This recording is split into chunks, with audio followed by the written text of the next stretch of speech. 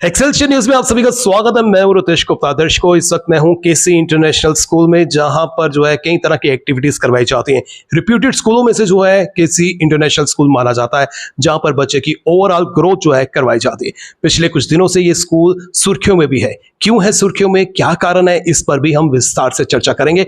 फिलहाल आइए आपकी मुलाकात करवाते हैं स्कूल की प्रिंसिपल मैम से और जानने की कोशिश करते हैं। मैम, आपका एक्सेलशियर न्यूज में स्वागत है। Thank you. मैम, सबसे पहले स्कूल की बात करते हैं। स्कूल की फाउंडेशन कब से हुई, स्कूल की शुरुआत कब से हुई और क्या क्या एक्टिविटीज यहाँ पर करवाई जाती हैं? सर, स्कूल की शुरुआत और फाउंडेशन ईयर 2004 है और हमारा जो स्कूल है यहाँ पर बच्चों के लिए जितनी भी एक्टिविटीज़ करवा सकते हैं, वो चाहे एकेडमिक से कनेक्टेड हो या नॉन एकेडमिक को करिकुलर एक्टिविटीज़ हो। तो हम ये कोशिश करते हैं कि हर एज ग्रुप के बच्चों के लिए उनके लर्निंग एबिलिटी को देखते हुए हम एक बड़ा अच्छा सा कॉम्बिनेशन बना सके, एक बैलेंस बना सके उनकी टीचिंग लर्निंग के लिए और उनके अदर एक्टिविटीज़ के लिए, जिसमें कि काफ़ी एक्टिविटीज़ आर्ट से कनेक्टेड होती हैं, कल्चर से कनेक्टेड होती हैं, स्पोर्ट्स से कनेक्टेड होती हैं। तो बहुत सारी एक्टिविटीज़ हमारे बच्चे नेशनल तक खेलने जाते हैं और वहाँ से वो विन करते हैं। तो हमने इस पूरे प्रोसेस को इस तरह से बनाया हुआ है कि there is a wonderful balance, a very complete balance between curricular and co curricular activities. हम ये कह सकते हैं कि ओवरऑल डेवलपमेंट की तरफ जो है ध्यान दिया जाता है। Exactly, complete holistic development, and we try our best to understand students attitude and aptitude। उसके हिसाब से भी बहुत सारे बच्चे हैं जो खेलने में बहुत अच्छे होते हैं, तो उनको एक्स्ट्रा अटेंशन भी दिया जाता है। और कोई बच्चे म्यूजिक में बहुत अच्छा है तो उसको बहुत सारे प्लेटफॉर्म्स दिए जाते हैं जिसमें म्यूजिक, डांस, आर्ट, कल्चर जो जहाँ अच्छा है वहाँ एक्सेल करे। मैम, कहा जाता है कि स्कूल में रिवॉर्ड भी जरूरी है, पनिशमेंट भी जरूरी है। पिछले कुछ दिनों में आपका स्कूल जो है सुर्खियों में रहा कि बच्चों द्वारा जो है कुछ मिसकंडक्ट किया गया, जिसके कारण जो है उन्हें पनिशमेंट दी गई। और ये पनिशमेंट जो है अब केवल स्कूल तक सीमित नहीं है बल्कि सोसाइटी का हिस्सा बन चुकी है। इस पर आप क्या कहना चाहेंगी? क्या था ये पूरा मामला? सर, ये जो पूरा मामला था वो एक बच्चों को करेक्ट करने का मामला था, जिसमें कुछ बच्चे थे, एक ग्रुप के बच्चे थे जिन्होंने एक दूसरे की शर्ट की, यूनिफॉर्म की वो पॉकेट निकाल रहे थे, उसको फोर्सफुली टीयर ऑफ कर रहे थे। एंड जब ये मामला हमारे सामने आया तो मुझे ये काफ़ी अलार्मिंग लगा, क्योंकि बच्चे जो थे वो क्लास 9 के थे और क्लास 9th के बच्चे को मेरे ख्याल से ये पता होता है कि किसी की शर्ट को डैमेज करना, किसी की यूनिफॉर्म को डैमेज करना इज रॉन्ग। तो मुझे सर एकदम से ये अलार्मिंग लगा कि अगर आज शर्ट की पॉकेट को निकालने के दौरान कोई बच्चा गिर जाता है जी, उसको और कहीं चोट लग जाती है, तो ये काफ़ी बड़ी मुश्किल है बच्चों के लिए, पेरेंट्स के लिए। And it is not good that it is happening in school.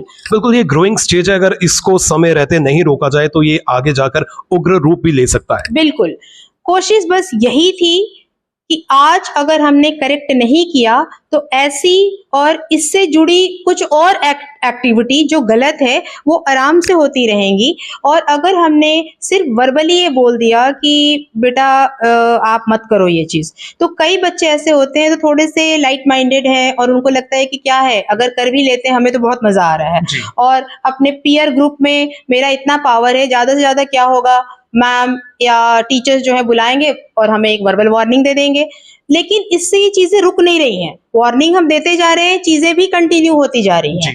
तो बच्चों के कंप्लीट सेफ्टी को ध्यान में रखते हुए ये एक बहुत स्ट्रांग स्टेप लिया हमने, जिसमें कि हमने बच्चों को सस्पेंड किया।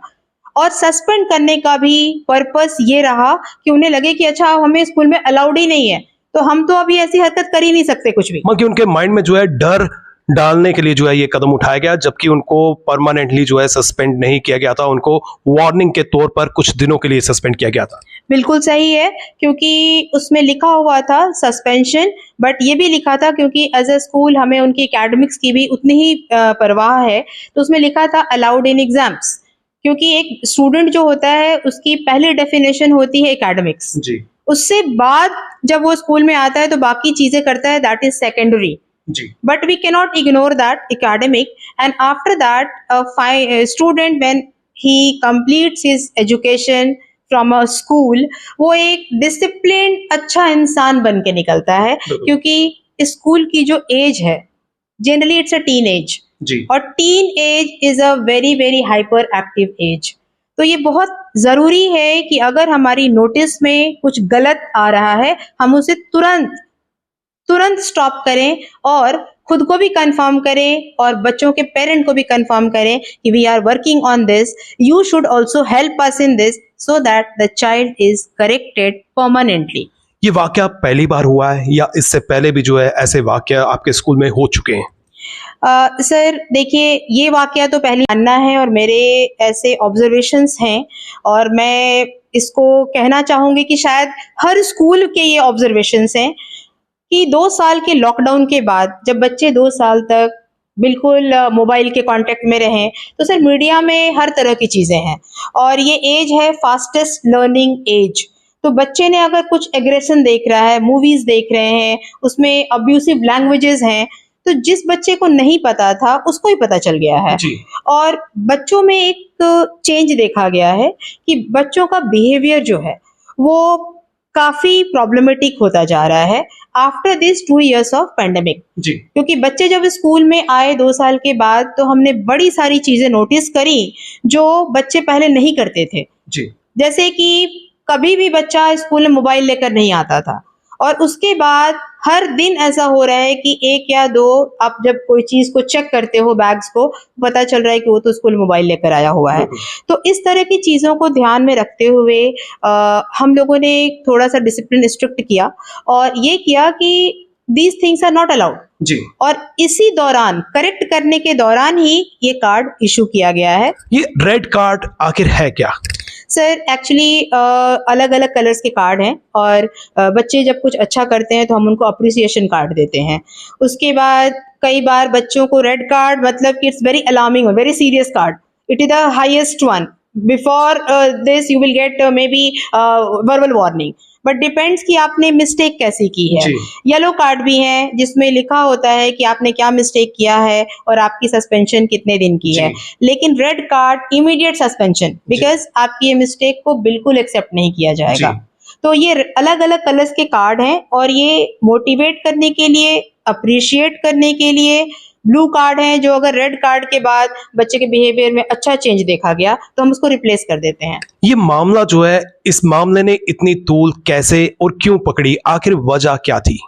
सर छोटी सी वजह जो मुझे समझ में आता है, शायद पेरेंट्स स्कूल के इंटेंट को नहीं समझ पाए, जैसा मुझे लगता है, क्योंकि हर पेरेंट चाहता है कि मेरे बच्चों को करेक्ट किया जाए, या जब हमारे साथ है तो हम करें, और जब बच्चा बाहर है स्कूल के तो जिसके साथ है, स्कूल में हो, ट्यूशन में हो या कोई ट्रेनिंग सेंटर में जाता है, अगर कुछ गलत करे तो वो एक्सपेक्ट करते हैं कि वहाँ भी उन्हें करेक्ट किया जी। जाए।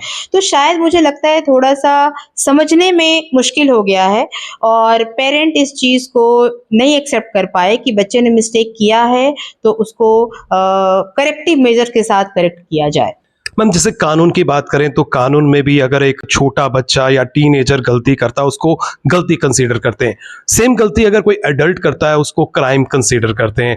तो आप इस एपिसोड में क्या कंसीडर करती हैं? मैं इसको बच्चों की मिस्टेक करती हूँ कंसिडर, और बच्चों को सर सही और गलत का बहुत क्लियर नॉलेज नहीं है। वो अपने फ्रेंड्स को देखते हैं, उनको जो करने में अच्छा लगता है उनको वही सही लगता है। तो जबकि वो सही नहीं होता है। इस केस में क्या आपको लगता था कि रेड कार्ड इशू करना चाहिए या नहीं करना चाहिए था? आपके पॉइंट ऑफ व्यू से क्या सही कदम था? रेड कार्ड इशू करने का सर मेरा पर्पस था कि immediate stoppage of this wrong practice, जी बिकॉज बच्चों में एक डर भी बैठे, और कभी ये किसी और को देखे करते हुए तो तुरंत हमारे तक इंफॉर्मेशन भी आए, क्योंकि बच्चे एक से दूसरे को मैसेज मिलता है। जी कल इन बच्चों के बाद दूसरा कोशिश नहीं करेगा, क्योंकि उसको ही पता है कि नहीं तो हमें भी सस्पेंड कर दिया जाएगा। तो पर्पस ये था सर कि इसको बहुत स्ट्रांगली लिया जाए और इसको तुरंत स्टॉप किया जाए, इससे ज्यादा डैमेज होने के चांसेस थे, इसलिए एक स्ट्रिक्ट एक्शन लिया गया सर। फिलहाल पेरेंट्स ने जो है इसको गलत सेंस में ले लिया, शायद यही कारण है कि ये उग्र रूप जो है उसने धारण कर लिया। फिलहाल क्या बच्चे अब सस्पेंड हैं या बच्चे कंटिन्यू कर रहे हैं, स्कूल्स में आ रहे हैं?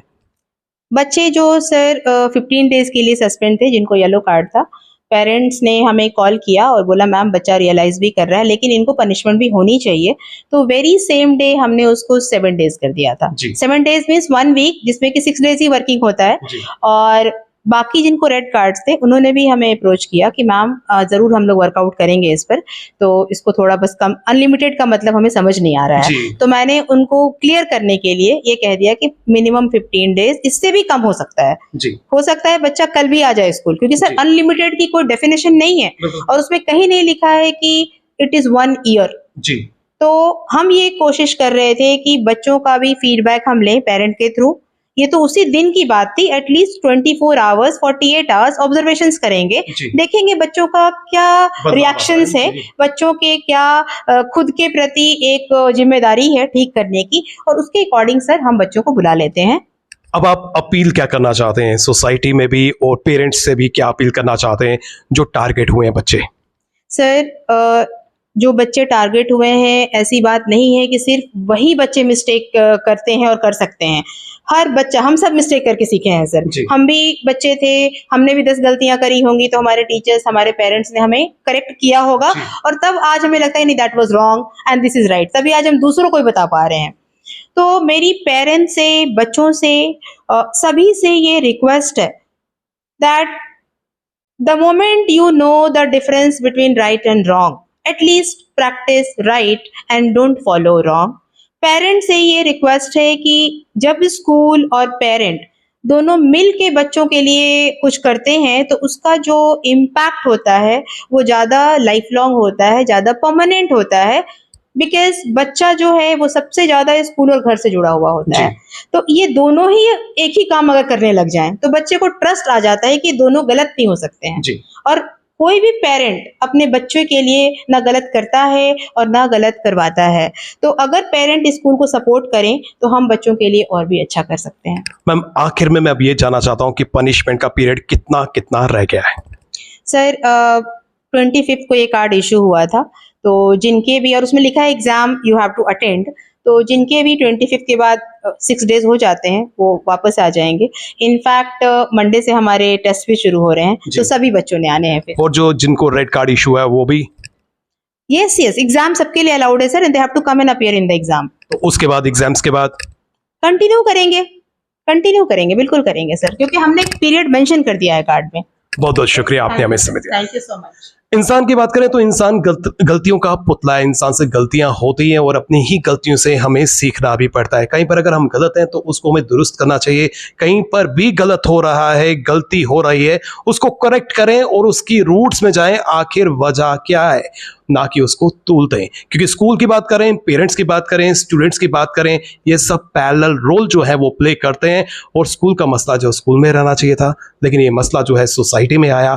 सोसाइटी में आने के बाद इसने जो है एक उग्र रूप धारण कर लिया और हमने कोशिश की कि हकीकत क्या है, दूध का दूध पानी का पानी लाने की आप सबके सामने कोशिश की है। गलती हुई है, उसके लिए जो है बच्चों को थोड़ी देर के लिए समझाने के लिए, ताकि वो दिशा ना भटकें, उसके लिए जो है उन्हें पनिशमेंट दिया था। और पनिशमेंट में ये भी साफ तौर पर था कि अगर उनके एग्जाम्स हैं वो एग्जाम्स देंगे, लेकिन वार्निंग जो है बच्चों को जरूर दी गई है ताकि इन फ्यूचर वो गलती को रिपीट ना करें। फिलहाल नितिन कनोत्रा और मुझे यानी कि रितेश गुप्ता को दीजिए इजाजत और आप देखते रहें एक्सेलसियर न्यूज।